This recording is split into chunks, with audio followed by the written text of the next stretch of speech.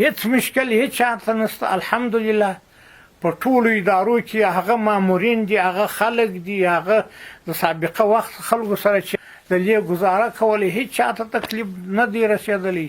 په تاریخ کې به د بشر دومره قدر رحم و شفقت څوک یې موږ ته مثال پیښولی شي چې 20 کاله یې پر موږ په اور کې اچولي یو.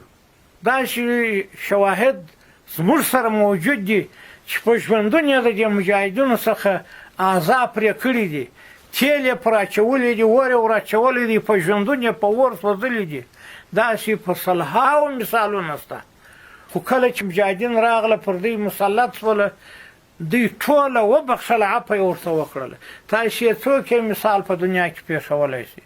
خو یوه خبره باید تاسې ټوله ودې ته متوجه سئ. یوه خبره درته کوم، که داسې پېښ شي چې د سابقه حکومت په سابقه نظام کې یو څوک وهل سوی یا بندي سوی یا په یو ځای کې وژل سوی یا چاته تکلیف ورکول سوی، دا هغه شخص دی چې د دې عفو څخه استفاده نه ده کړې، بیرته یې په هغه خپل جنایت او په خپل خباثت بیا شروع کړې ده، نو بیا خو در قیامته پورې خدای د دې څه نه دی دغه محفوظ چې بس هغه عفو ده.